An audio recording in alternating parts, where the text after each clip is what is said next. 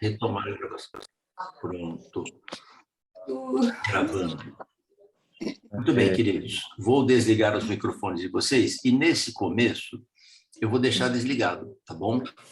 Porque pessoas entram e, às vezes, cumprimentam gentilmente ou fazem um comentário, não sabem que está na aula, atrapalha.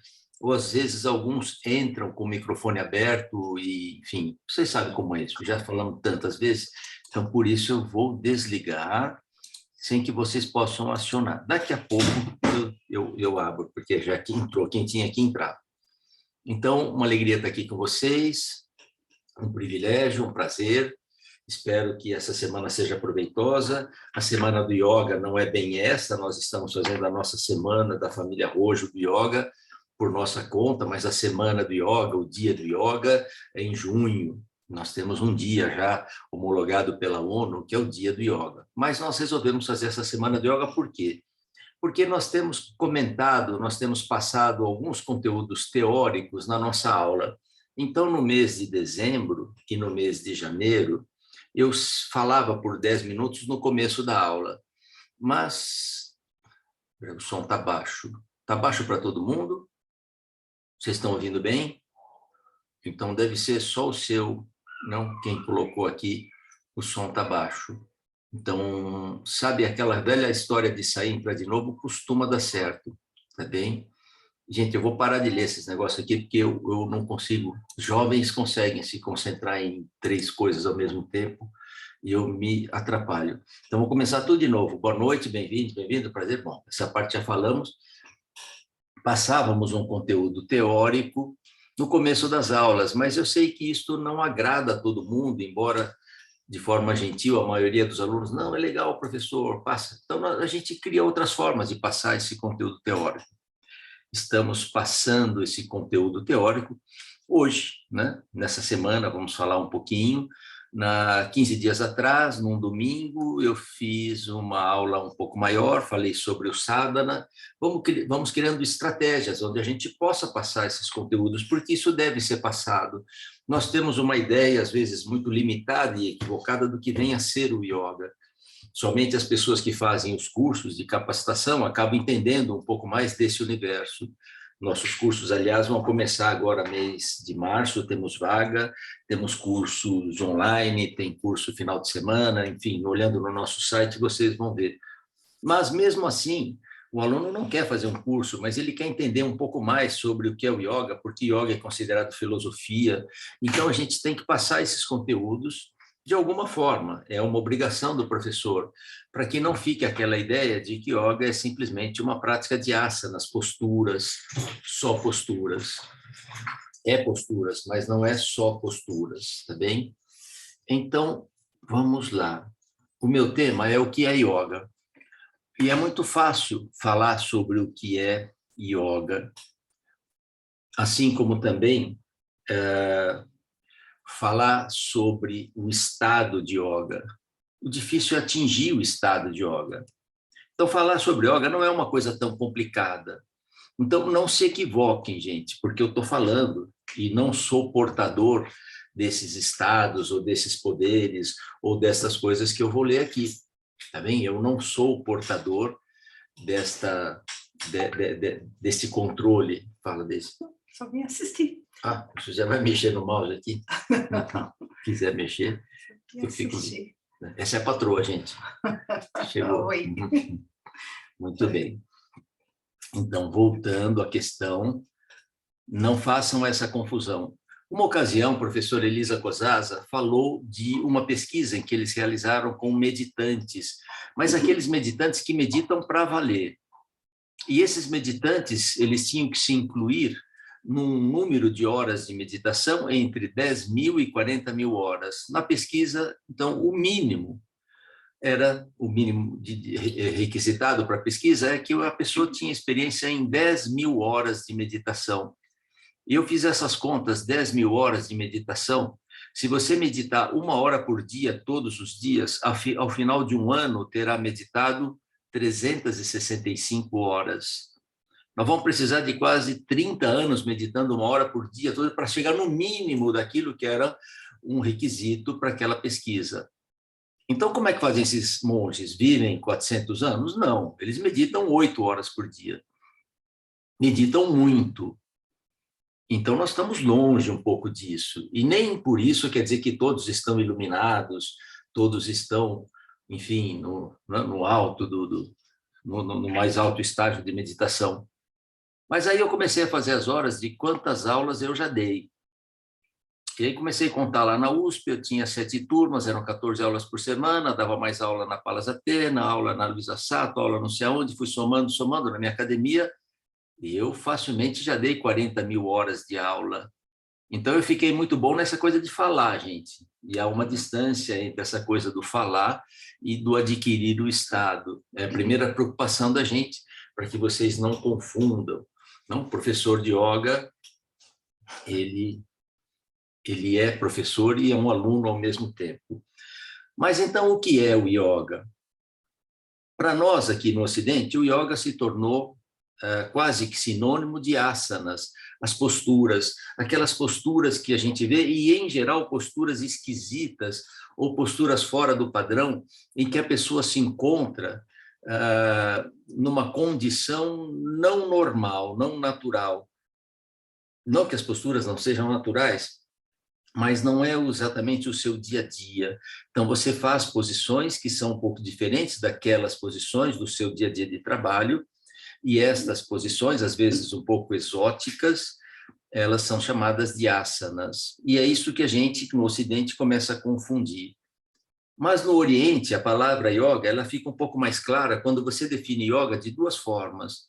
O yoga pode ser um estado, o yoga pode ser uma técnica. Como estado, o yoga é sempre a mesma coisa, um estado de união. Vamos falar um pouquinho do yoga como estado, tá bem? Mas vamos falar também do yoga enquanto técnica. Quais são as linhas antigas de yoga? Não são essas que nós conhecemos hoje. Hoje conhecemos Power Yoga, Hot Yoga. O que mais, gente? Quantas yogas que você tem? Yoga Dance, Yoga Pilates, Beer Yoga, Wine Yoga, tem um monte de yoga. Não é disso que nós estamos falando. Nós estamos falando das linhas tradicionais de yoga. Quais são as linhas tradicionais do yoga? Karma Yoga, Hatha Yoga, Raja Yoga, Bhakti Yoga, Jnana Yoga. E o que são? São vários caminhos para a gente chegar no mesmo fim. São várias trilhas que levam ao topo da montanha. O que é o Karma Yoga? É o yoga da ação. Mas que ação é esta? Eu vou falar um pouquinho desta ação quando eu falar do Bhagavad Gita. E o que é o Bhakti Yoga? É o yoga da devoção. Não vou falar muito desse yoga, mas é o yoga devocional. É aquele que é o devoto, é aquele que se ajoelha aos pés da imagem, que ele cultua, ou aos pés do guru, e recita e faz oferendas a ele. E o que é o Jnana Yoga? É aquele que estuda, é aquele que estuda as escrituras e tenta entender e seguir o que dizem as escrituras. E o que é o Raja Yoga? Hoje o Raja Yoga é conhecido como Yoga de Patanjali, o Yoga da meditação. Mas Patanjali não deu este nome ao texto dele. Você não encontra o nome Raja Yoga no texto de Patanjali. Para quem não sabe, Patanjali é o primeiro a propor um texto exclusivamente sobre yoga. Ele não pôs esse nome, pessoas puseram esse nome depois dele. Esse ficou conhecido como Raja Yoga. Mas o Raja Yoga é um estado, é este estado de união que a gente busca. União de quê com o quê? Deste nosso ser individual, desta nossa individualidade e particularidade com o todo. É a gota com o oceano, é a onda com o mar. Tem tantas analogias que são bonitas com relação a isso. Cadê a Carlinha? Estava aqui. Passou. Vamos indo. E o que é o Hatha Yoga? Hatha Yoga é o que ficou mais conhecido no Ocidente. É esta linha de yoga que entende que através do corpo a gente também pode trabalhar de forma espiritual. O corpo é uma ferramenta, o corpo é uma estratégia para experiências importantes no caminho espiritual. Então vamos lá.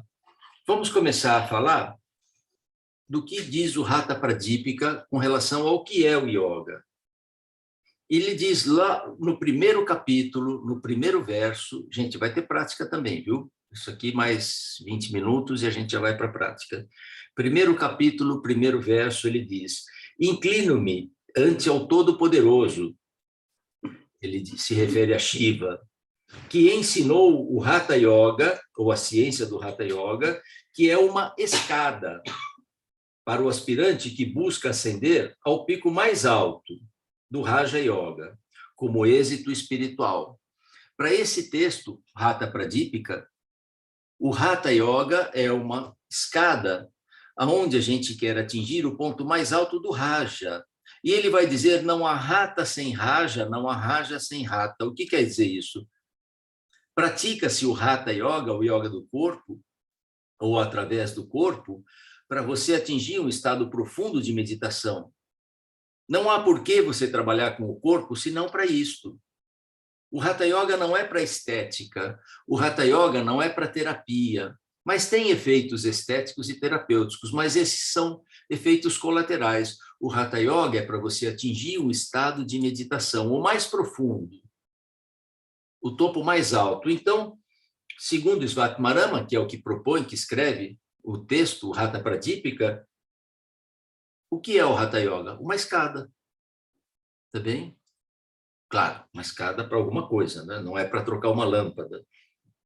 No 10º verso, esse mesmo texto diz: o Hatha Yoga é um monastério, onde podem refugiar-se aqueles que suportam sofrimentos ilimitados. Então, no 10º verso, ele diz, o Hatha Yoga é um monastério. Então, já sabemos duas coisas. Quando alguém perguntar para você, o que você estava fazendo hoje? Ah, eu estava assistindo lá uma palestra de yoga. O que é yoga? É uma escada.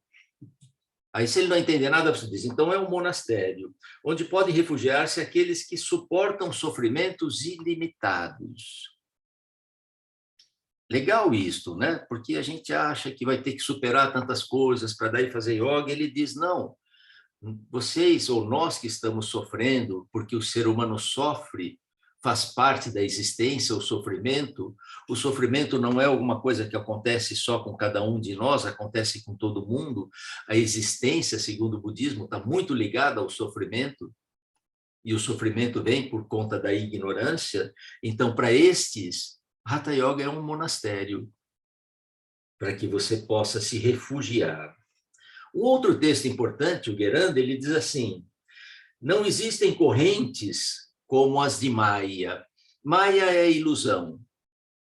É tudo isso que a gente vê de forma equivocada. Nós vemos tudo de forma separada, partilhada, tudo com individualidade. Eu me vejo separado do outro, eu me vejo separado da natureza, eu vejo tudo partido, tudo dividido. Isto é uma ignorância, porque tudo tem a mesma essência, tudo vem da mesma essência, e a gente não consegue ver isto. Nós viemos disto, mas nos esquecemos, nós não conseguimos viver ou realizar isto, a não ser através de algumas técnicas. Então ele diz, não há correntes mais potentes, mais fortes, como as de Maya. São as piores correntes, elas nos aprisionam, a ilusão, a ignorância. Não há poder maior do que a disciplina do yoga. Não há poder maior do que a disciplina do yoga. E não há pior inimigo do que o ego, o egoísmo, esta ideia da individualidade, a ideia de que existe um eu. A gente vem de um todo, mas a gente se esquece que vem deste todo. Então, você já sabe algumas coisas, não? Que o Hatha Yoga é uma escada, que o Hatha Yoga é um monastério, mas que também é o maior poder, a disciplina mais importante para que você possa se desvencilhar da corrente de Maya, da ignorância. O Goraksha Shakta, um outro texto importante, ele vai dizer assim, o Hatha Yoga é uma escada. Parece que ele repete o que diz o Hatha Pradipika, ou o Hatha Pradipika copia do Goraksha, se o Goraksha é mais antigo. É uma escada para a libertação, uma forma de escapar da morte e muito mais. Olha que interessante, para escapar da morte e muito mais. O que a gente pode almejar além disto? Não? Já escapar da morte já seria uma maravilha. É uma forma de escapar da morte e muito mais, já que permite que a mente se retraia de Maya, ela saia, ela escape de Maya e se ligue ao absoluto ou ao ser supremo. Outros textos de yoga vão dizer que o yoga é para todo mundo. O yoga é independentemente de qualquer casta. Você sabe que na Índia o sistema de castas existe até hoje. Ele diz o yoga é para qualquer um. É para o Brahmane, é para o outro, é para o Párya, é para todo mundo. É para o velho, é para o jovem, é para o idoso, é para o homem, é para a mulher, é para o saudável e também para aquele que está doente. O yoga é para todo mundo. Por isso a gente colocou como subtítulo também que o yoga, o que a gente vai querer proporcionar, uma prática eficiente e segura. Nós estamos muito acostumados no Ocidente a achar que aquilo que é mais difícil, aquilo que é mais complexo, é mais eficiente. Olha aqui, aquele professor planta bananeira, gente. Ele deve ser muito bom, deve ser um excelente professor. Eu acho que eu vou fazer aula com ele porque ele faz Shirshasana e ele fica 5 minutos ou 10 minutos plantando bananeira. Esta é a concepção do ocidental. A destreza do corpo é associada a esta habilidade que nós chamamos de yoga, a esta disciplina que nós chamamos de yoga. Fosse assim, os grandes mestres de yoga ou os grandes gurus seriam os medalhas de ouro das Olimpíadas, porque nenhum yogi vai fazer o que fazem os ginastas. Vocês veem nas Olimpíadas, o que eles fazem é maravilhoso, está perfeito, é ótimo. Aquilo que eles fazem na barra, aquilo que eles fazem no solo, aquilo que aquelas moças fazem como ginástica sincronizada, já viram, joga a bola lá no alto, pega, aquilo é uma maravilha, uma destreza extraordinária, mas aquilo é uma coisa. Mas nós estamos associados a essa ideia de que esta habilidade do corpo é que é o progresso, é o sucesso no yoga. Então vem alguém e diz assim, o yoga é para todo mundo. Até se você tem alguma deficiência, alguma dificuldade, também você pode fazer yoga. Porque não é essa destreza do corpo que nos interessa. Na página 19 do livro da professora Alicia, alguns têm, professora Alicia Souto, uma querida amiga falecida lá da Argentina, fez um belíssimo trabalho de tradução de textos importantes. Ela fez uma compilação e diz assim, a palavra hatha no Mahabharata quer dizer ausência de esforço. No Mahabharata, essa palavra hatha entra com esse significado, ausência de esforço. Num outro texto, o Yoga Vashista, o hatha quer dizer força, porque a palavra sânscrita, hat, quer dizer força. Mas a força não é o desenvolvimento de força, não é musculação. É outro tipo de força, uma força interna, uma força de determinação e também é uma yoga do esforço, sem dúvida. Os Nata Yogis, que são as dinastias, as descendências mais importantes dos yogis, eles dizem que Hatha Yoga é sol e lua, é prana e apana. São as polaridades, é o positivo e o negativo, são todas as polaridades aonde a gente vai conseguir fundir a fusão de todas essas polaridades. Nós vamos ultrapassar esta tendência da polaridade. Nós vamos trilhar, como diz o budismo, o caminho do meio. Nós não vamos estar sujeitos às polaridades. Quando a gente diz masculino e feminino, é o masculino e o feminino que todos nós temos dentro de nós. São todos os pares de opostos. É o sentido da palavra Hatha. Professor Garotti, um grande professor, também falecido, querido amigo, veio tanto ao Brasil, alguns daqui, eu sei que já conheceram, encontraram o professor Garotti, ele tem uma definição muito bonita, é um caminho sistemático para o desenvolvimento espiritual. Então, o que é o Hatha Yoga para o professor Garotti? É um caminho sistemático. No nosso último encontro, quando eu falei no domingo de manhã, no nosso aulão, eu falei do sadhana, o caminho. Então, ele não põe o yoga como um ponto de chegada, ele diz o yoga é o caminho. Ele não diz, o yoga é quando você chega lá, é o caminho, um caminho sistemático para o desenvolvimento espiritual. Então, seguimos caminhando. Aí eu separei outros versos de outro texto, que é um texto muito importante da cultura indiana, que é o Bhagavad Gita. E ele vai falar de outros yogas. Mas é yoga. Yoga continua sempre sendo yoga, enquanto objetivo, embora as técnicas possam ser diferentes. E o que há de interessante nisto? Alguns estudiosos acadêmicos gostam de colocar estas correntes como correntes que se opunham umas às outras. Uma veio para contradizer a outra. O Karma Yoga veio para negar o Raja Yoga, ou, enfim, correntes que vieram, de alguma forma, para substituir a outra. Mas o indiano, ele gosta, e assim nós aprendemos, porque aprendemos desde eu lá na Índia, de colocar isto como sistemas que se complementam.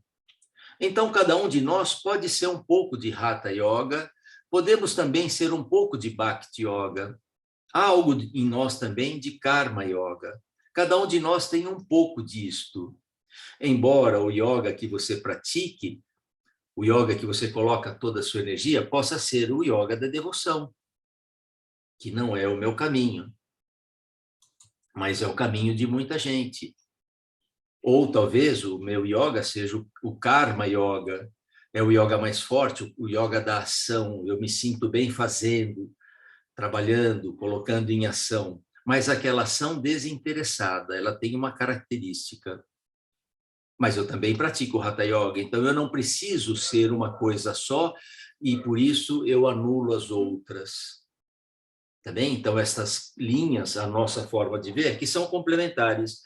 No Bhagavad Gita, no segundo capítulo, não me lembro se ele tem 17, acho que são 17, enfim, 14 ou 17, mas no segundo capítulo, ele diz, no verso 48, firme na yoga, executa tuas obras sem apego, nem interesse, permanecendo o mesmo, qualquer que seja o resultado, feliz ou adverso.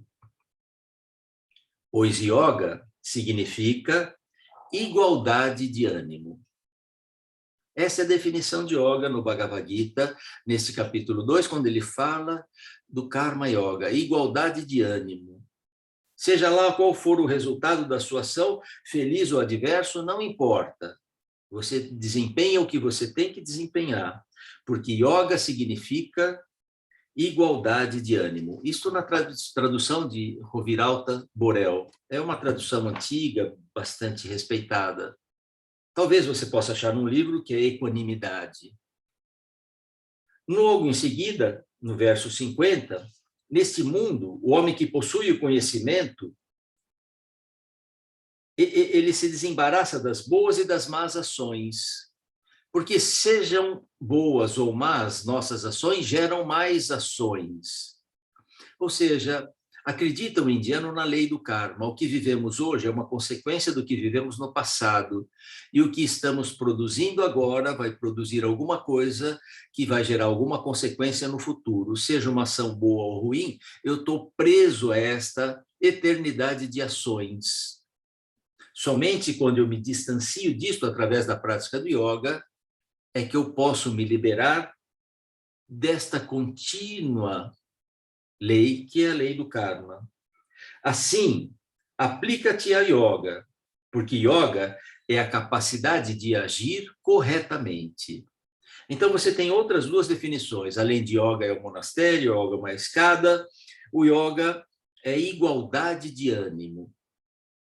Esteja você diante de uma situação feliz ou infeliz, igualdade de ânimo. Yoga é a capacidade de agir corretamente. Agora falta a questão, o que é agir corretamente, não é? O que é agir corretamente? Claro que tudo isto passa pela condição de ética, aqueles preceitos éticos, agir corretamente é quando nós não estamos tão interessados em benefício próprio nas ações que nós fazemos, sempre no interesse do bem comum. Gente, tem tantas outras definições, mas eu não quero defini-las todas, não.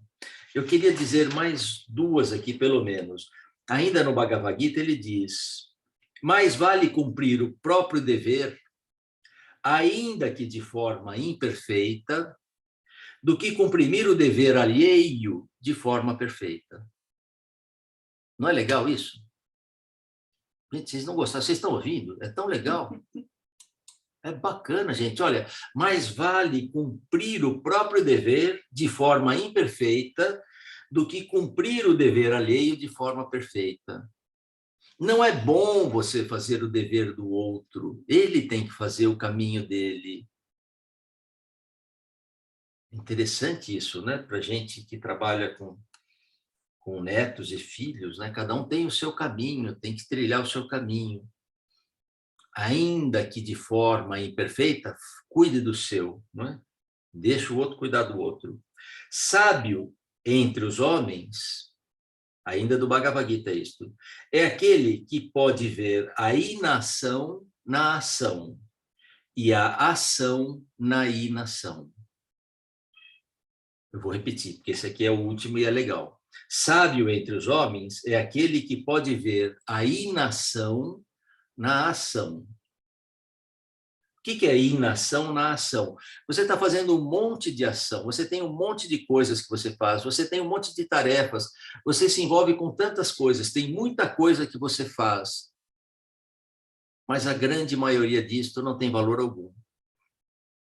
A grande maioria do nosso empenho, do nosso esforço, não está ligado com o progresso espiritual. Está ligado a bens materiais, a compromissos, a sucesso, a apego, a medo. Então, aquilo que realmente é importante na vida, aquela ação que nos leva adiante no caminho espiritual, a esta ação que nós chamamos de uma ação perfeita, que ele diz aqui, agir de forma correta, esta ação, às vezes, ela passa um pouco desapercebida, e a gente passa a grande parte do dia com ações que, na verdade, têm pouco proveito. Então, temos que descobrir a inação que está por trás da ação. Estamos fazendo tanta coisa que não tem tanto valor, porque, afinal de contas, gente, morrendo, vai ficar tudo aí. E a gente se dedica, e faz, e constrói, e põe, e vai ficar aí, a gente já sabe. É isso que ele chama de a inação que está por trás da ação. Uma ação que não tem valor. O sábio é o homem que percebe, que pode ver a inação por trás da ação. E aí o mais legal, a ação que está por trás da inação. Por exemplo, meditação pode ser entendido como uma inação. A ação que está por trás da inação. O que está por trás desse processo de aquietamento. Isto é a ação que está por trás da inação.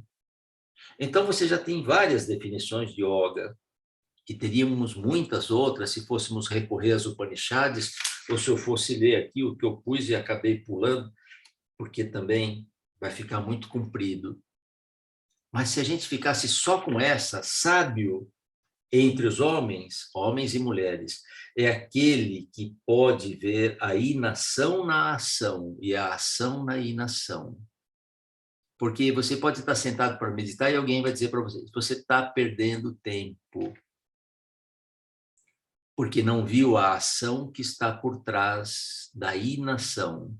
Eu costumo dizer que um asana, ele é estável. E a palavra estabilidade, ela dá também para nós o sentido de imobilidade. Já que a mente não fica quieta, não sei se vocês têm essa experiência, mas é a minha experiência, já que a mente não fica quieta, vamos deixar que a mente observe o corpo quieto. A mente passa a perceber que existe alguma coisa que fica quieta. Olha, o corpo fica quieto. A mente, de tanto observar o corpo quieto, pode se influenciar. Tem algumas posturas de yoga que são muito próprias para isto. A gente para imóvel e tem a experiência da imobilidade. Então, a gente diz, entre outras coisas, estabilidade é imobilidade. Mas imobilidade não é inatividade. Imobilidade não é sinônimo de inatividade. Existe uma atividade por trás da imobilidade. Esta atividade por trás da imobilidade, como se chama? Yoga. Esta atividade que coloca você imóvel se chama yoga. Fisicamente, é uma coordenação precisa de impulsos neuromusculares que fazem você ficar parado quietinho. Mentalmente, é manter o foco, porque enquanto a mente não está no foco, ela está dispersa. Quando você põe a mente num foco, isto é imobilidade, ela para num foco.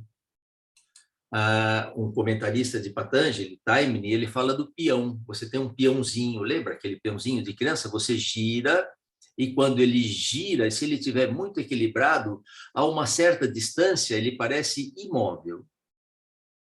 Mas existe uma atividade que coloca aquele peão imóvel.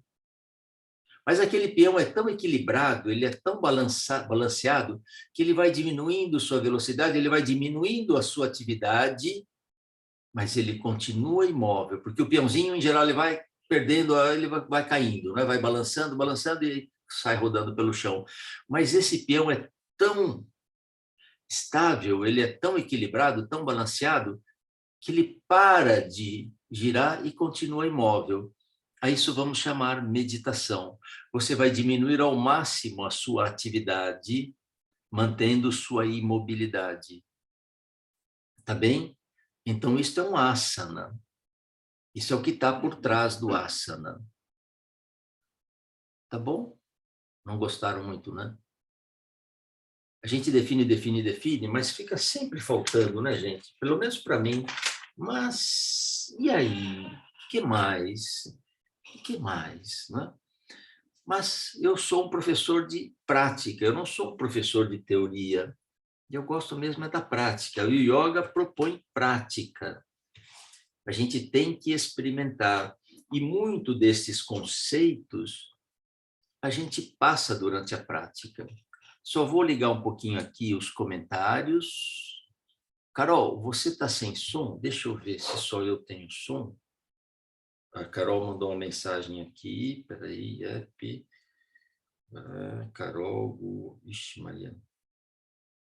Acho que não é isso. Não, acho que está bom.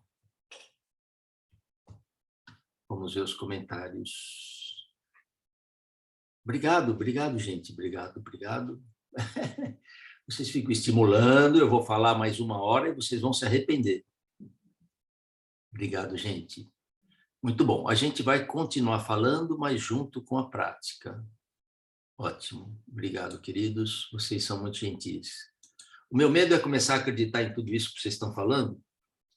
Aí meu ego vai ficar de um tamanho enorme e isto vai me distanciando nesse caminho do yoga. Porque o que a gente propõe, o que a gente quer fazer, é ver no outro o que a gente vê na gente. Entender o outro como sendo igual, o mesmo. Isto não é uma coisa muito fácil. Então, eu estou falando como professor, mas eu me vejo como um praticante, exatamente como vocês praticantes. E, às vezes, eu olho um aluno e invejo, e digo, nossa, olha o semblante desse aluno sentado em meditação, quisera eu ter essa postura e esse semblante, porque eu não imagino que o meu semblante seja igual. Então, ver no outro o que eu vejo em mim. Como dizem os vedantinos, somos todos, em essência, iguais, ouro, distraídos pelo formato das joias, achando que somos diferentes. Este é um grande problema da humanidade, nos acharmos diferentes. Mas vocês já sabem que esse não é o maior problema da humanidade. O maior problema é nos acharmos melhores. Porque, gente, quem não faz yoga está perdendo, porque yoga é o máximo. Porque eu posso achar isso para outros segmentos espirituais, mas a gente faz isso no próprio yoga. E tem gente que não gosta de yoga e não tem importância nenhuma. Ele gosta de fazer artesanato. Ele faz, sei lá, escultura, argila, e ele se concentra, ele medita naquilo, fica lá horas e não vê o tempo passar. E tem gente que vê no yoga uma das formas de ser ajudado. E aí vai, cada um vai encontrando o seu caminho. Tá bom, meus queridos, vamos começar sentados. Acho que eu vou abrir o som, será que é uma bobagem ou não? Não conheço nada, não conheço nada de yoga, mas já estou adorando. Tá ótimo, Clarissa. Vai piorar, você vai ver. Adoro a sua didática, obrigado. Só tem elogios. Se tiver aqui alguma coisa, família Rocha, me ajudar. Obrigado, Fátima. Vocês são ótimos. Nosso privilégio é ter alunos como vocês. Vou deixar sem abrir o som. Pronto, espera aí, já vou abrir o som. Muito bem. Se alguém for abrir por algum motivo, Carol, se você estiver aí. Então, acomodem-se sentadas, sentados. Carolzinho foi dar aula, professor. Obrigado, Dani. É verdade, é verdade, é verdade. Carol tem aulas 8, é isso mesmo. Muito bem. 7h30, acho. 7h45, 7h45, me esqueci. Ótimo, Jupira, fique à vontade, faça o que der, pode ficar sentada na cadeira, vai ter um momento em que nós vamos nos deitar para relaxar um pouquinho, relaxar é importante, então se puder deixar um lugarzinho para deitar, também é legal. Se quiser ficar sentado na cadeira, também é ótimo. Estamos bem sentados. E vamos ver como é sentar-se ereto. Você já se sentou de manhã? Tem muitos aqui que fizeram a minha aula de manhã às 9 horas. Agora é a mesma coisa? Nunca é a mesma coisa. Alguns fizeram a live agora há pouco, às 5 horas da tarde, e nós também ficamos sentados eretos. É a mesma coisa? Não é. Escolha a posição que mais lhe agrada, pernas cruzadas, estendidas, no banquinho, na cadeira, na almofada, como quiser. Mantenha-se ereto e quieto. E lembre-se daquilo que comentamos, que estabilidade carrega no seu significado a ideia de imobilidade, mas imobilidade não é inatividade. Temos músculos que nos mantêm eretos. Isto pode fazer na cadeira, onde quiser. Isto a gente faz em qualquer lugar, gente. Sentar-se ereto.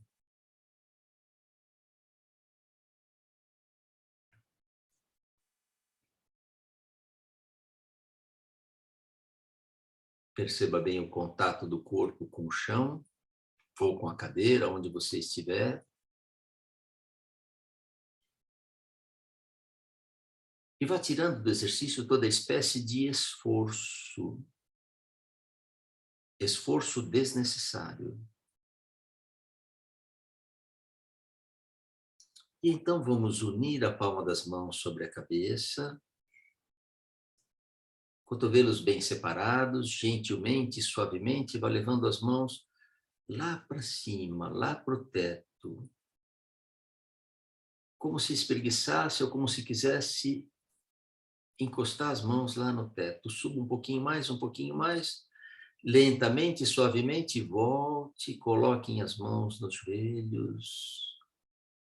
Relaxa. Relaxa os ombros, relaxa o pescoço, relaxa as costas.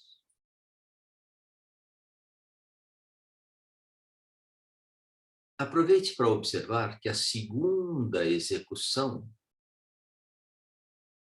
é diferente da primeira. Cada execução é única. E nós vamos fazer agora com mais consciência ainda. Para isso, nós vamos colocando alguns detalhes no exercício. Então, coloque a ponta dos dedos das mãos no chão ao lado do seu quadril. Então, de leve, você abre um pouquinho os braços e simplesmente apoie a ponta dos dedos das mãos no chão. Se você está numa cadeira, onde for, você faz alguma coisa parecida, como quiser. Mas tenta deixar os cotovelos estendidos, Isabel. Estenda os braços, isto, só a pontinha dos dedos das mãos. E vamos elevar os 2 braços lentamente até a horizontal. Pare na horizontal. Pense nos seus ombros. E vamos girá-los para trás até que a palma das mãos fiquem voltadas para cima. E continue a elevação dos braços até que você possa unir a palma das mãos sobre a cabeça e você pode deixar os cotovelos um pouquinho dobrados ainda, não tem problema. E comece a levar as mãos lá para o teto, estendendo os cotovelos, continue estendendo, suba com os ombros, suba com as escápulas, envolva o tronco todo nisso, suba mais, como se alguém puxasse você para cima. Lentamente volte, coloquem as mãos nos joelhos, relaxem ombros, relaxem pescoço, relaxem as costas, relaxem o tórax. Será que depois de cada exercício eu fico um pouco diferente? Sim, fico diferente. Mas será que eu percebo as diferenças? Agora vamos entrelaçar os dedos das mãos lá atrás das costas. Isto, atrás das costas, entrelaçar os dedos das mãos. Estenda os braços, puxe os ombros para trás, tente expandir um pouco sua caixa torácica, olhe para cima, olhe para o teto. Eleve um pouquinho só os braços, só para aproximar mais as escápulas e puxar os ombros para trás. Volte, coloquem as mãos nos joelhos. Então, o que nós fizemos agora foi aproximar as escápulas, e toda vez que eu aproximo as escápulas, eu expando minha caixa torácica.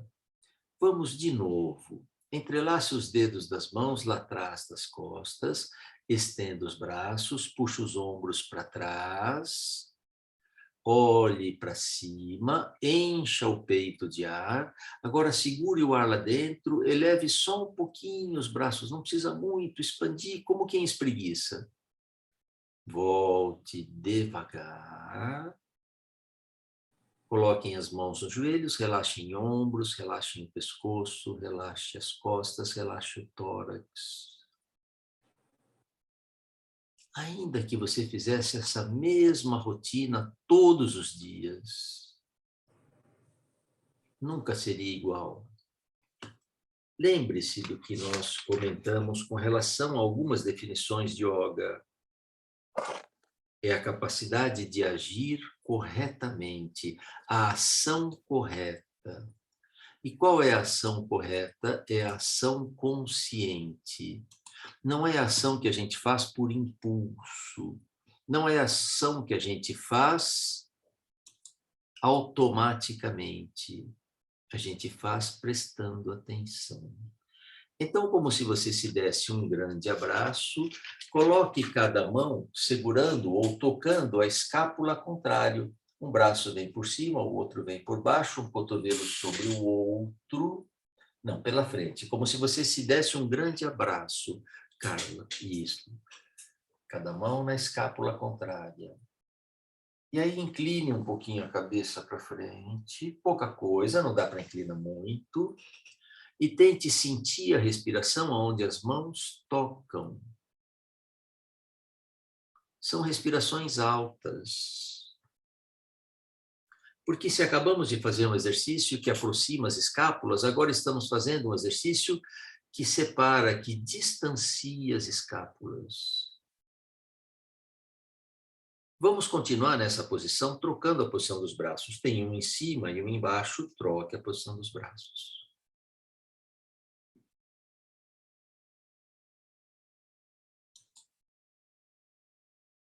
Lembre-se, é como se as mãos fossem se encontrar lá atrás. Décio, quanto tempo, prazer em vê-lo. Está com cara de filósofo. Prazer em vê-lo. Muito bem, voltamos as mãos nos joelhos. Relaxe ombros, relaxe o pescoço, relaxe as costas.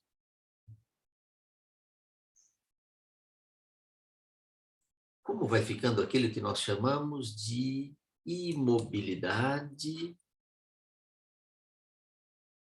com a menor atividade possível. Existe uma atividade que nos põe imóveis. Mas queremos, com os exercícios, diminuir cada vez mais esta atividade.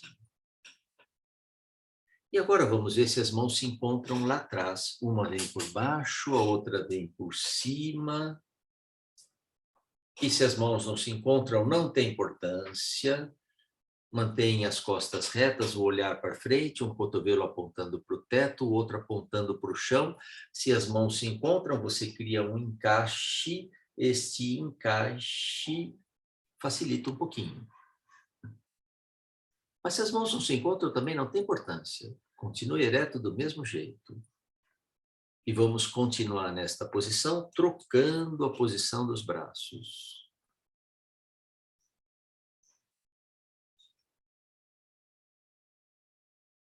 Importante manter-se ereto, importante manter o olhar para frente.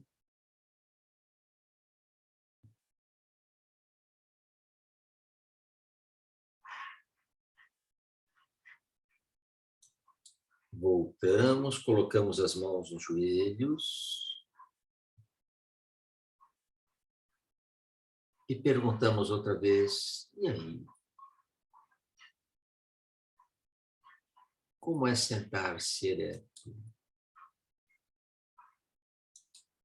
Provavelmente, alguns já estão cansados, porque não estão acostumados. Mas observe com relação aos ombros, pescoço, tórax. Será que vai mudando? Será que eu percebo o que muda? Muito bem. E desta posição, agora acomodem-se deitados. Tudo bem, Simone? Quanto tempo?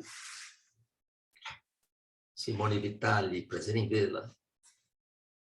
Bela estampa. Muito bem, até que enfim, deitamos. E se você tem o joelho machucado, como alguém comentou, fique à vontade para deixar uma almofadinha embaixo do joelho, para deixar a perna dobrada, estendida ou como quiser. O que observávamos sentados, vamos observar deitados. Como é deitar-se? Se você não tem tapetinho de yoga, não tem importância. Põe uma toalha, um cobertor, alguma coisa. Acomode-se. Perceba que na posição deitada temos tantos apoios que nós podemos relaxar. O que quer dizer isso? O corpo está tão apoiado que eu não preciso de nenhum esforço para ficar nessa posição. Relaxamento é isto. É sentir isto. Sentir que você não precisa de nenhum esforço para ficar nessa posição. Pode largar completamente o corpo.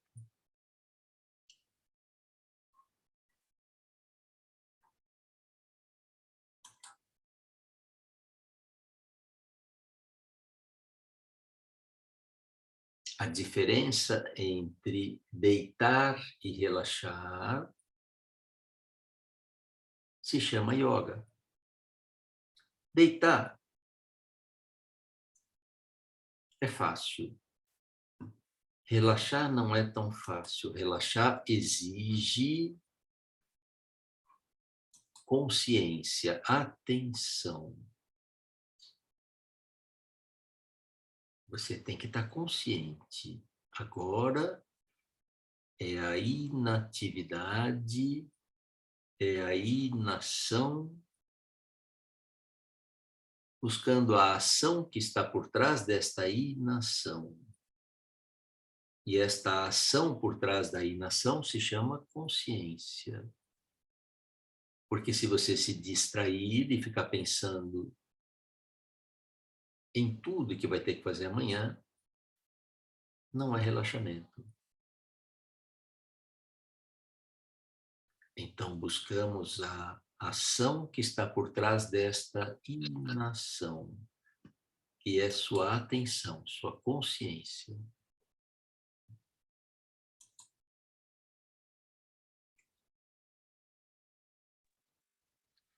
Muito bem, vamos aproximar as pernas. Também os braços não estão tão separados, estão próximos do corpo. As pernas estão estendidas. Vamos flexionar só a perna direita.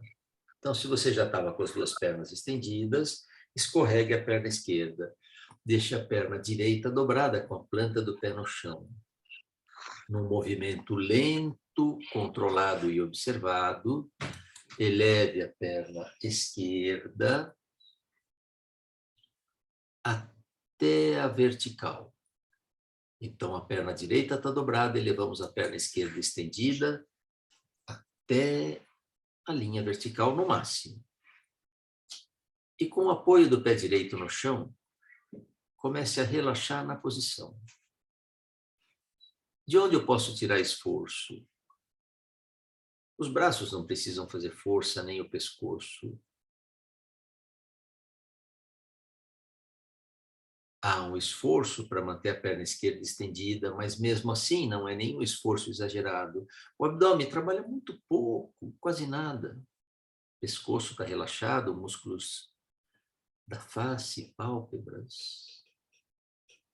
Tente manter-se imóvel, completamente imóvel, o que não é fácil nessa posição.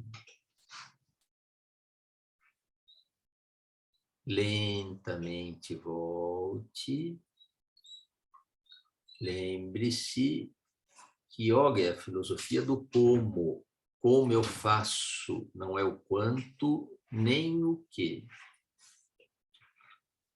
Completando. Troque a posição das pernas. E com o apoio do pé esquerdo no chão, eleve a perna direita estendida. O movimento não pode ser feito de forma displicente. E mantenha a perna elevada. E aí comece a retirar do exercício o esforço desnecessário. Lembra como o peãozinho que tem uma ação que o mantém equilibrado, imóvel. E vá diminuindo esta atividade até o ponto máximo.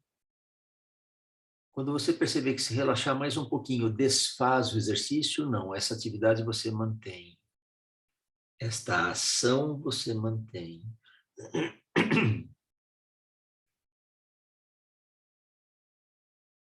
Lentamente volte devagar.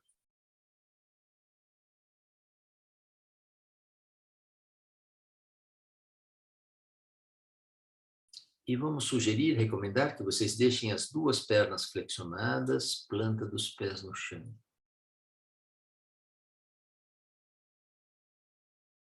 E com a palma das mãos no chão, as palmas das mãos no chão vão ajudar. Traga os joelhos para o peito e leve os dois pés lá para cima. Com a palma das mãos no chão, lembra? E vamos tentar estender os joelhos. Agora, se não deu certo, não precisamos fazer a vela, não. Só elevar as pernas, não precisa tirar o quadril do chão, não. Tá bem? Se tiver muito... Isso, pode voltar, Eliana. Segura só, aí. Se tiver difícil, porque nós vamos ficar 2 horas nessa posição, você pode segurar com as mãos atrás das coxas ou atrás dos joelhos. Quando era uma perna de cada vez, estava mais fácil, né? Agora ficou mais difícil. Eu ainda tenho uma ação muscular agora mais intensa, mas eu ainda posso relaxar muita coisa. Tente.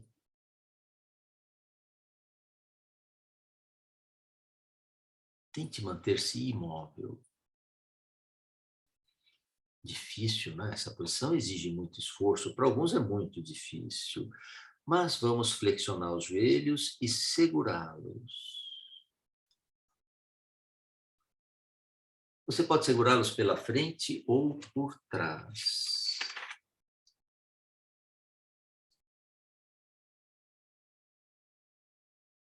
Então, quando nós fazemos yoga, nós estamos usando o corpo como uma estratégia, uma ferramenta para aquisição de algumas sensações. Esta sensação de imobilidade, estabilidade. Eu sempre digo, repito, e esta frase sempre me traz uma informação importante. Mais do que não se mexer, sinta que você não se mexe. Sentir-se imóvel. Ah, está desconfortável. Então faça um ajuste. Pode segurar atrás do joelho. Continua desconfortável. Tá bom. Então não segura os joelhos. Deixa as suas pernas dobradas. Faça algum ajuste. Fique à vontade, Simone.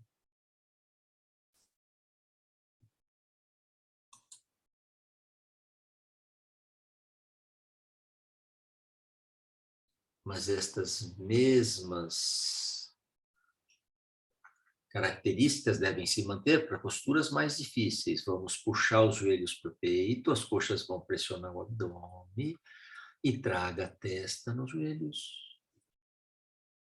Ou o mais perto possível dos joelhos. Um ponto onde você pode se manter imóvel. Só não estamos completamente imóveis porque estamos respirando. Mas voluntário, movimento voluntário não tem.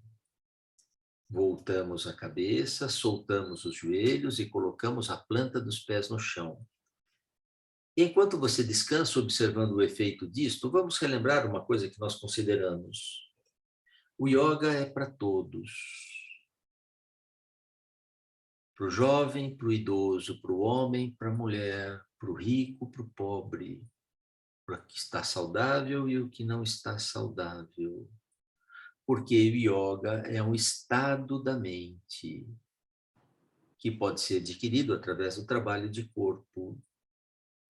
E num outro texto, isto é resumido, vamos buscar toda a ação que está por trás da inação. Muito bem. Aproximamos um pouco mais os joelhos do peito outra vez. Só que agora, cada mão vai segurar o respectivo dedão do pé. Eu vou propor uma posição que mexe um pouquinho com o nosso equilíbrio, mas vamos tentar manter as características que estamos evidenciando aqui. Os joelhos estão separados e os braços vieram entre as pernas. Mas ainda os pés não é para levá-los para cima ainda, vai acontecer daqui a pouco. Primeiro, e por isso vai desequilibrar, vamos levar só o pé direito lá para cima.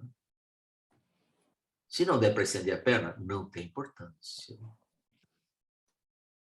Então, uma perna tem esforço para estender. O braço direito, a mão está segurando o pé, não precisa fazer força. O braço não precisa, a perna faz força para estender. A mão segura o pé. Precisa de algum esforço. Mas aonde eu posso relaxar? Voltamos esse pé e levamos o outro pé lá para cima. Tentamos estender a perna esquerda. A perna direita está dobrada.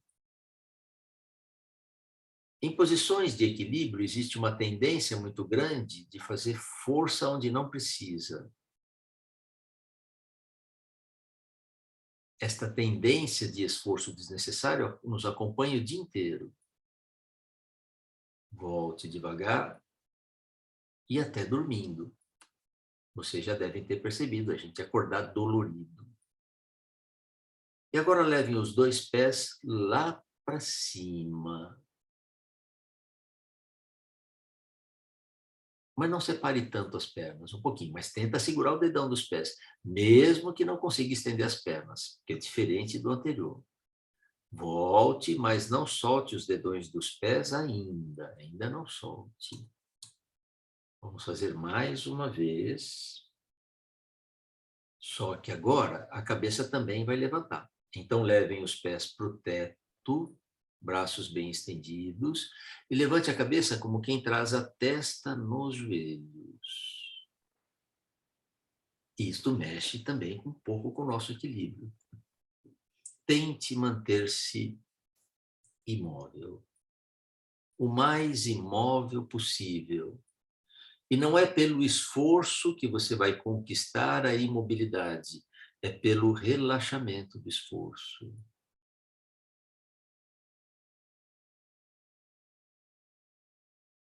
Voltamos. E descansamos com a planta dos pés no chão. Observamos as costas, observamos o abdômen, dentro do abdômen, região da bacia.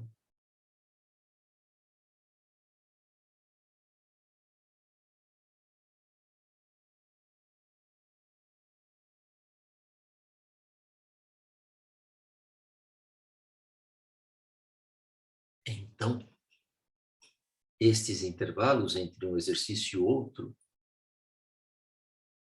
são as partes mais importantes do yoga. Aí podemos verdadeiramente, nestes espaços, encontrar a inação. A única ação que se mantém é a sua observação, a sua consciência. Esta é a ação que está por trás da inação. Você percebe, mas não liga para aquilo que é percebido.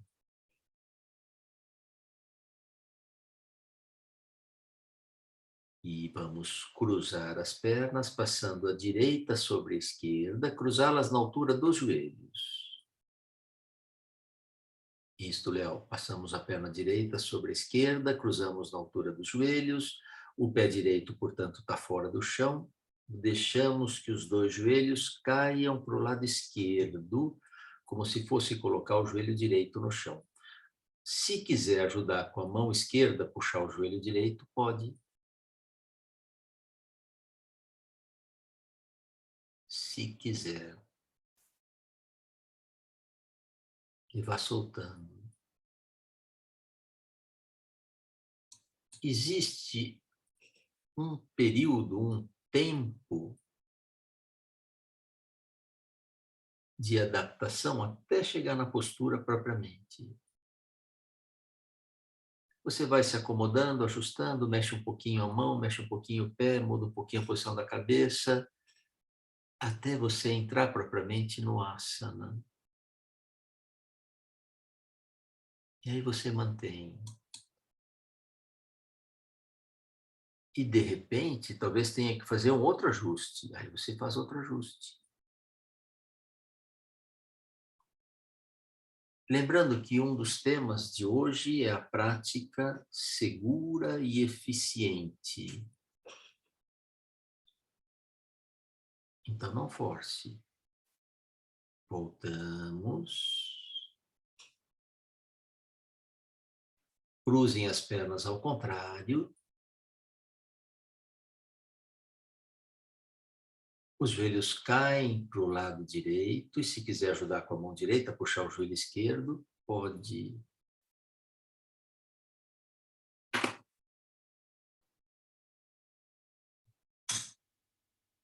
Vá fazendo ajustes, soltando, acomodando.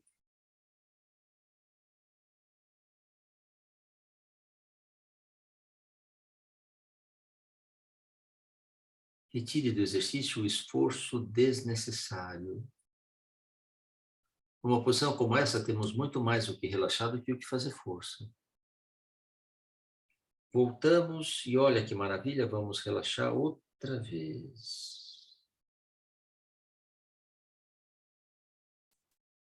antes desta série que você fez deitado, você relaxou um pouquinho. Agora vamos relaxar um pouco mais. É curioso como nós, seres humanos, temos que recorrer a exercícios para conseguir relaxar. Às vezes estamos tão cansados e não conseguimos dormir. Precisamos de alguns alongamentos.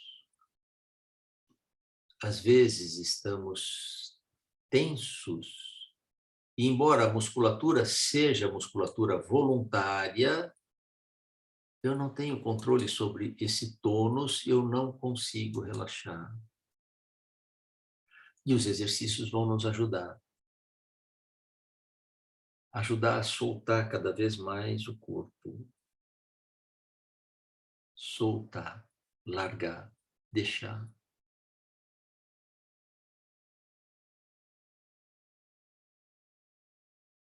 Perceber que você não precisa de nenhum esforço para ficar nessa posição. Não é entender isto, é sentir isto.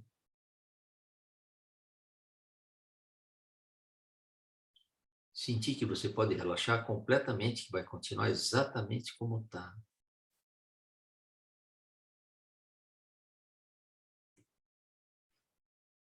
E quando o Bhagavad Gita diz que yoga é a capacidade de agir corretamente, a ação correta, que é a igualdade de ânimo, que yoga é ficar livre do ego, é a tentativa, portanto, de fundir-se, entregar-se.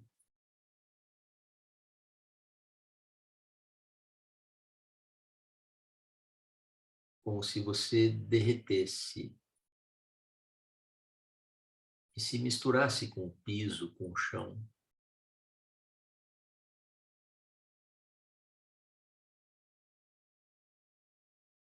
Até que nossos contornos, nossos limites comecem a desaparecer.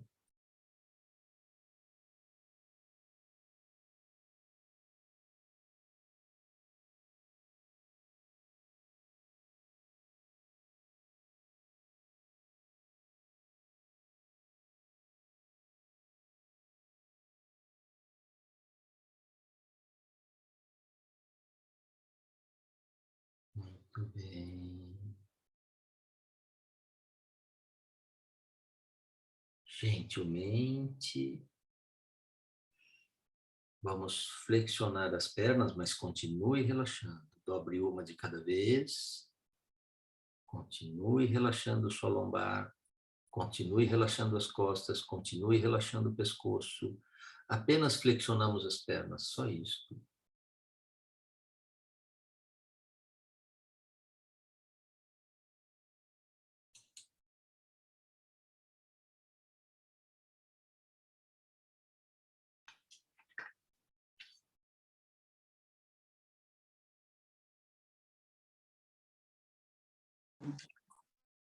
Muito bem, muito bem.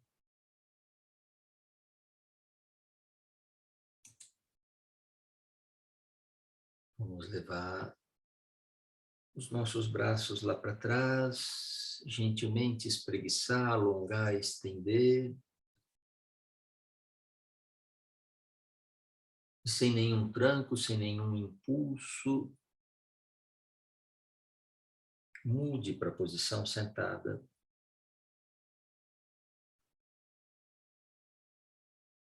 Sem nenhum tranco, sem nenhum impulso, gentilmente.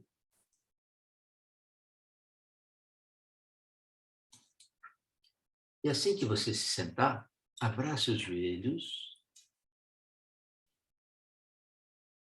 e tire os pés do chão.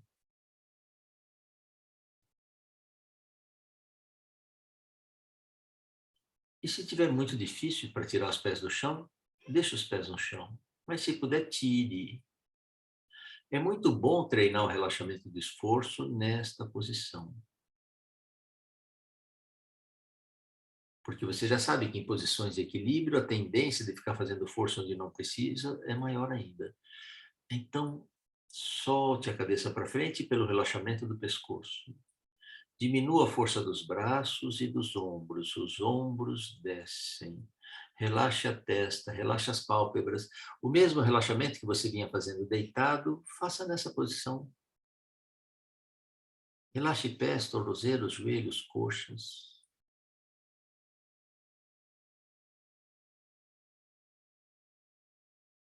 E faça de conta que você pode dormir nessa posição. É tão cômodo que dá para dormir. E se você estiver relaxado e equilibrado, vai perceber pequenas oscilações que o corpo faz enquanto você respira. São ajustes para manter o equilíbrio.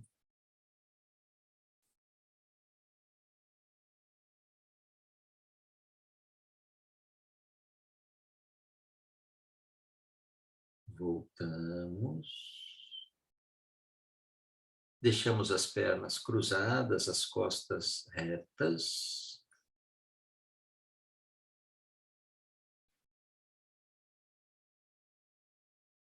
E vamos inclinar o tronco sobre a coxa direita, como quem traz a testa ou o queixo no joelho direito.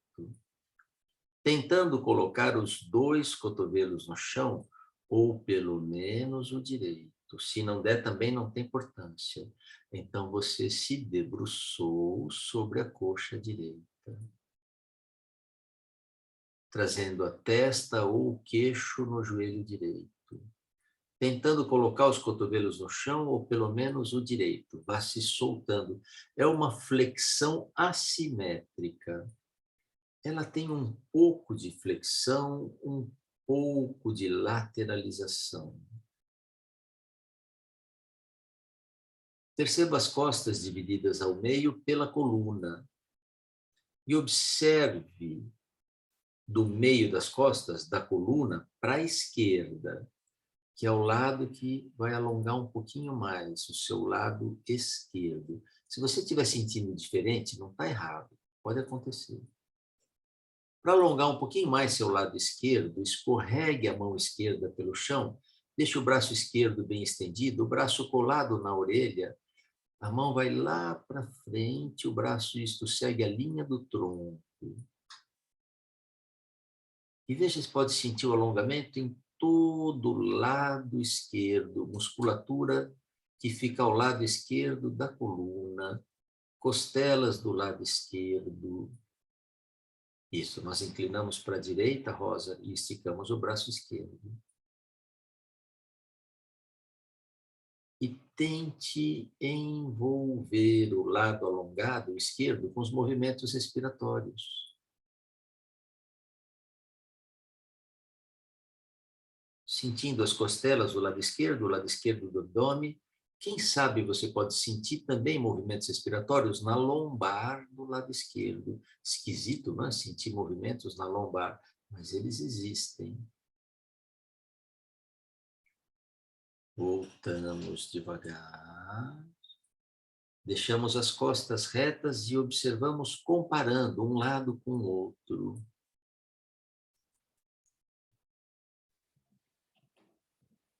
Observe estes músculos que ficam ao lado da coluna, comparando o lado direito com o lado esquerdo. É tela cheia. Onde que é a tela cheia?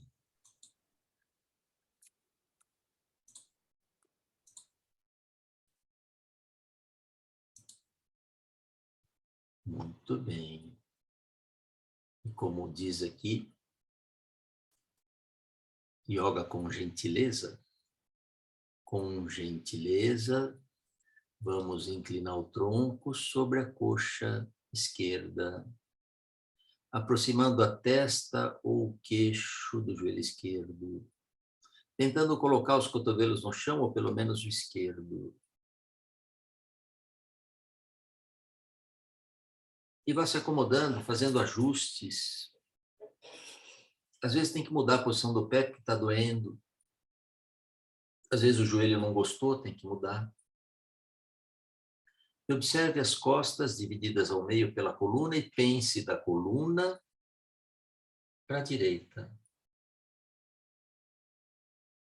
Observe o lado direito das costas e escorregue a mão direita pelo chão até manter o braço direito bem estendido e veja se pode chegar até a lombar. Alguns conseguem. Se você não sente a lombar, não tem importância. Sinta aonde alonga. E tente envolver todo o lado direito com os movimentos respiratórios. Costelas do lado direito, lombar do lado direito do abdômen.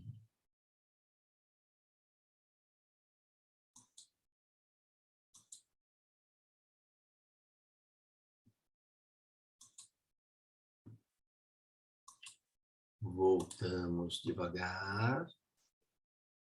Deixamos as costas bem retas, bem retas. E você pode se sentar de novo na cadeira, se você quiser, ou se sentar na almofada, banquinho de meditação, onde você quiser, mas mantenha-se bem ereto. Hoje eu dizia para a turma da manhã, bem ereto quer dizer sentir-se bem quando ereto. Porque esta não é uma posição estranha para o ser humano. Esse é o nosso padrão postural. E assim, bem sentado, de novo, faça como quem vai olhar para cima. Lembra? Fizemos isso lá no comecinho da prática. Mas agora vamos colocar um elemento a mais. Estenda bem o pescoço, abra os olhos e faça como quem quer olhar um ponto na ponta do nariz, sem tensionar os olhos, tentando sentir como se o ar entrasse e saísse pela ponta do nariz. Então você foca o olhar e tente sentir também o toque do ar.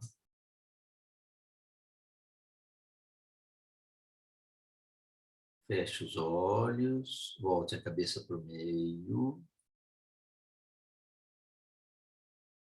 Incline a cabeça para frente, aproxime o queixo do peito, relaxe os ombros descem. Você flexionou só a cervical. A coluna se mantém ereta, só o pescoço dobrou. Abra os olhos e faça como quem quer olhar um ponto entre as sobrancelhas. Sem franzir a testa, a cabeça está lá para frente, Ida. Cabeça para frente é só o olhar que veio para cima. Sem franzir a testa, sem tensionar os olhos. Veja se você percebe alguma relação da respiração com este ponto. Alguma relação. Às vezes sente lá esfriar um pouquinho, alguma coisa. Com os olhos fechados, volte e pare a cabeça no meio. Agora está no meio. Isso, Adriana. Então, vire a cabeça como quem vai olhar para a esquerda, como quem torce. Vá até onde é fácil. E até onde é fácil? Quando sentir que para virar mais tem que fazer mais força, não faça mais força, pare aí. Aí, por relaxamento, tenta virar um pouquinho mais. Abra os olhos e faça como quem quer olhar para trás, o mais para trás possível. Às vezes, levando as pupilas no cantinho dos olhos, a cabeça acaba virando um pouquinho mais. Às vezes. Pode acontecer, pode não acontecer. Nesses ficamos menos do que nos outros dois. Feche os olhos, volte e vire a cabeça para o outro lado.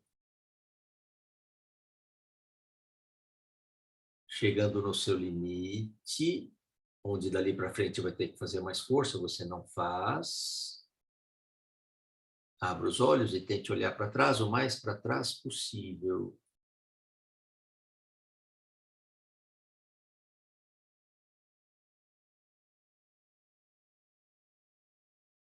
Com os olhos fechados, volte para o meio. Acabamos ficando um pouquinho mais desse lado. Incline a cabeça como quem traz a testa no chão. Pode pôr as mãos no chão, na frente dos pés, incline o tronco como quem traz a testa no chão.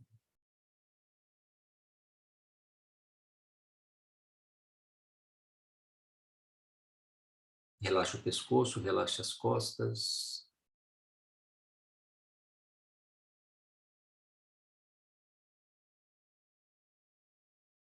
E pense o que significa esta posição para você. Isto é um gesto, isto é um mudra. A palavra mudra pode ser traduzida como gesto. O que significa este gesto? Não precisa pensar muito. Melhor não pensar, melhor sentir.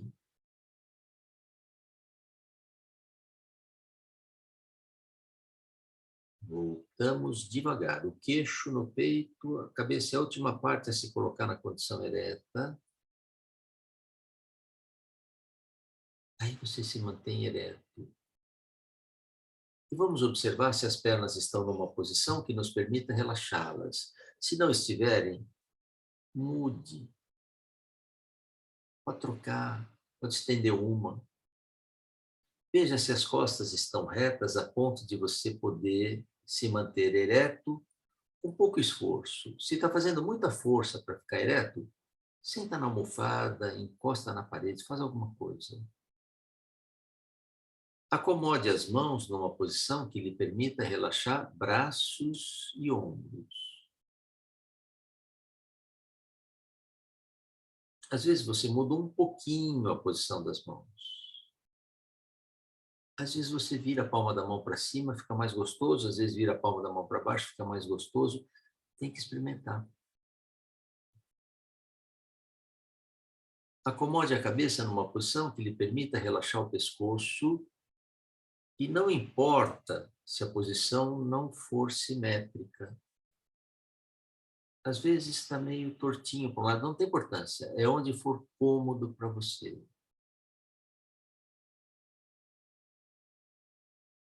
E então relaxe bem a testa. Relaxe entre as sobrancelhas. Relaxe os músculos que ficam ao redor dos olhos. Relaxe o fundo dos olhos. Relaxe dentro da cabeça. Como se pudesse relaxar da testa para dentro. Relaxe os músculos que ficam ao redor das narinas. Relaxe lá dentro, lá no fundo das narinas. Relaxe os músculos que ficam ao redor dos lábios. Relaxe a língua, a garganta, o céu da boca, o fundo da garganta. Relaxe dentro do pescoço. Relaxe dentro do tórax. Região do coração. Relaxe dentro do abdômen. Parte alta e parte baixa. O menor esforço possível, sem prejuízo da postura ereta. Como se fosse uma continuação daquele relaxamento que você fez agora há pouco, só que agora sentado, vá relaxando. Mas sem prejuízo da boa postura. Os ombros descem. Eles podem descer um pouquinho mais. O tórax desce. As escápulas descem. Solte o peso nos isquios.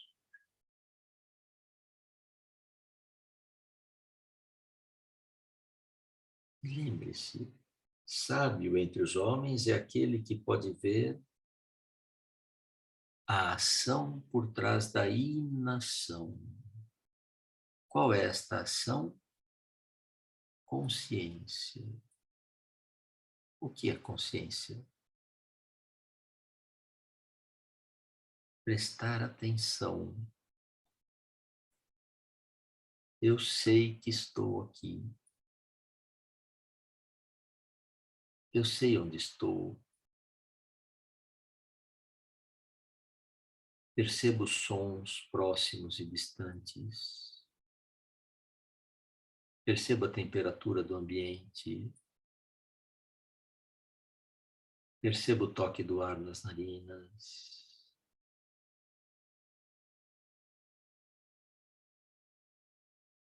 Mas não ligo para aquilo que é percebido.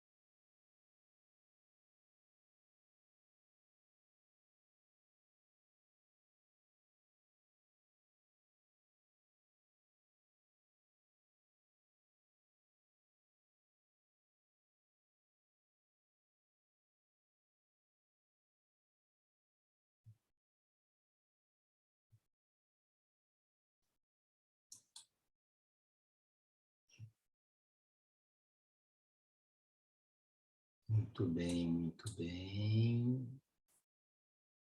Vamos abraçar os joelhos e descansar a cabeça para frente.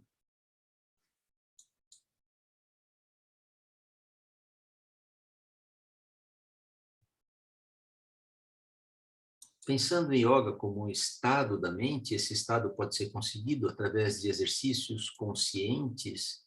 Fica muito clara aquela afirmação, fica muito fácil de entender aquilo que o yoga é para todos. Até mesmo alguém que esteja acamado pode fazer yoga. Até mesmo alguém que tenha limitações de movimentos. Pessoas que têm que usar aparelho, prótese, cadeira de... Todo mundo pode fazer yoga. Esta é a ideia de um yoga seguro e eficiente, onde a mente trabalha junto com o corpo. Alzira, cadê você, querida? Que eu estou te procurando aqui. Alzira, que eu não vejo há tanto tempo. Querida Alzira, que tanto me ajudou a vida inteira. Gente, uma alegria estar aqui com vocês. Começamos a semana do yoga. Tem muito assunto. Amanhã é a Carol. E depois é o Marcos. E como acontece aqui em casa, a última palavra é sempre da patroa. Então, a Deise na quinta-feira. Eu vou abrir o microfone de vocês, se alguém quiser perguntar ou se quiser escrever. Eu agradeço muito a atenção, o carinho de vocês. Vamos fazer isso com uma certa frequência, para que a gente possa conversar sobre essas coisas que a gente gosta de falar. Obrigado, queridos. Obrigado. Uma alegria estar com vocês. Boa noite. Obrigado, meus queridos. Obrigado, Carlinhos. Obrigado, professor. Obrigado, Dani. Obrigada, Marcos e família Rojo. Obrigado, queridos. A aula está gravada. Obrigada para vocês todos. Beijo, professor. Obrigado, queridos. Obrigado a vocês. Boa noite. Obrigado, Gessner. Tchau, Obrigado, professor. Marisa. Boa noite. Boa noite a todos. Obrigado, Flávio. Obrigada, professor. Boa noite. Bela bagunça que ficou isso aqui. Mirna, tudo bem? Obrigado, meus queridos. Bagunça é bom. Olha, Bagunça é bom. Maria Lúcia, quanto tempo. Prazer em vê-la. Deise, Olha, obrigada a tudo você. bom? Legal. Boa noite. Obrigado, meus queridos. Paula, todo mundo. Tem a Rose. Rose, cadê a Alzira? Que eu vi o nome dela. Obrigado, Rose. Cadê você, Alzira? Obrigado, meus queridos. Eu não achei a Alzira. Obrigado, gente. Obrigado, Paulo. Obrigada, Marcos. Obrigada, Agora, Deise. sopinha leve e cama. Beijo. Obrigado, meus queridos. Vocês vão receber depois o link com as gravações, tá? Ótimo. Obrigadão. Gravações dele. Obrigado, meus queridos. Boa noite. Boa noite, queridos. Boa noite a todos. Obrigado, Maria Lúcia. Prazer em vê-la. Uma alegria. Tchau, Maria Laura. Tchau, Boa todo mundo. noite a todos. Obrigada, Obrigado, querido. professor. Boa noite a todos. Tchau, gente. Boa noite, professor. Obrigado por tudo. Obrigado, Carlito. Obrigado. Olha a Ana Figueiredo aí. Tudo bem, Aninha? Gente. Já tinha te visto. Cadê? Ela mudou de janelinha. As janelinhas mudam. Pois é, fica Boa noite, pessoal. Não, porque está aí Obrigada. na janelinha. Boa noite, boa noite. Bom ver todo mundo. Obrigado, queridos. Tchau, boa noite. Tchau, gente. Agora vou desligar. Tchau. Boa noite. Tchau, André. Boa noite. Boa Tchau, noite. obrigado, queridos.